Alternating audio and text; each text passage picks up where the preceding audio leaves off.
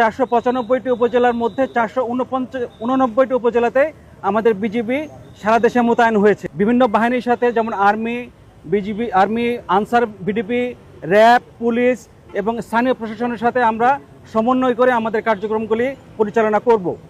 রংপুর সেক্টরের আওতাধীন 4টি জেলা রয়েছে। এখানে রংপুর, কুড়িগ্রাম, লালমনিরহাট এবং গাইবান্ধা, এই 4টি জেলায় রংপুর সেক্টরের বিজিবি সদস্যরা মোতায়েন থাকবে। এখানে সিটি কর্পোরেশন সহ 27টি উপজেলা রয়েছে। এই 27টি উপজেলার মধ্যে 26টি বেস ক্যাম্প করে আমাদের 74টি প্লাটুন এখানে মোতায়েন থাকবে। অলমোস্ট 3000-এর কাছাকাছি জনবল এখানে মোতায়েন থাকবে। আমাদের সংসদীয় আসনের 300টি সংসদীয় আসনেই বিজিবি মোবাইল এবং স্ট্রাইকিং ফোর্স হিসেবে তার দায়িত্ব পালন করবে। নিশ্চিত নিরাপত্তা নিশ্চিতকল্পে আমাদের বিভিন্ন স্থানে তল্লাশি কার্যক্রম অলরেডি চালু হয়েছে, আপনারা দেখতে পাচ্ছেন পিছনে।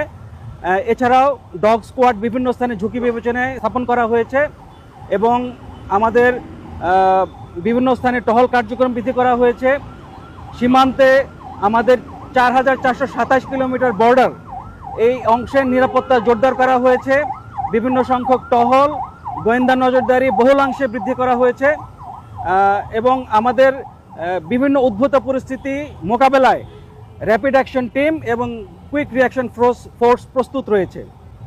এছাড়াও বিভিন্ন ডিজিটাল সেন্সর যেমন drone, body on camera, CC camera, পুলিশের বিভিন্ন জায়গায় সিসি ক্যামেরা ইত্যাদি বিভিন্ন জিনিস সমন্বয়ের মাধ্যমে আমরা আমাদের কার্যক্রমকে যেন আরও গতিশীল করতে পারি সেভাবে আমরা কাজ করে যাচ্ছি। বিজিবি সীমান্তের অতন্দ্র প্রহরী, আমরা জনগণের আস্থার প্রতীক হিসেবে নিজেকে দেখাতে চাই এবং সেই আস্থাকে সামনে রেখে আমরা সকলের সাথে সম্মিলিতভাবে 2026 এই জাতীয় ইলেকশন যেন অবাধ, সুষ্ঠু এবং উৎসবমুখর পরিবেশে অনুষ্ঠিত হয়, সে লক্ষ্যে আমরা বিজিবি সর্বোচ্চ পেশাদারিত্বের সাথে তার কার্যক্রম করে যাবে। সবাইকে ধন্যবাদ। আমাদের এই এলাকার মধ্যে এখন পর্যন্ত আপনারা জানেন যে এখন পর্যন্ত কোনো ধরনের বিশৃঙ্খল ঘটনা ঘটে নাই। হাতীবান্ধায় অল্প একটু ঝামেলা হয়েছিল, সেটা অলরেডি ট্যাকল করা হয়েছে।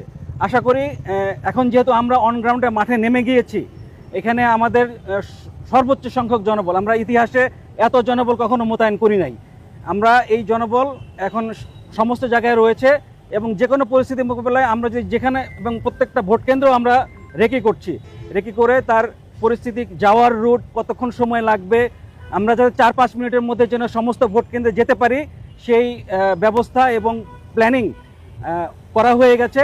এখন অন গ্রাউন্ডে আমরা সেটা কার্যকর করব।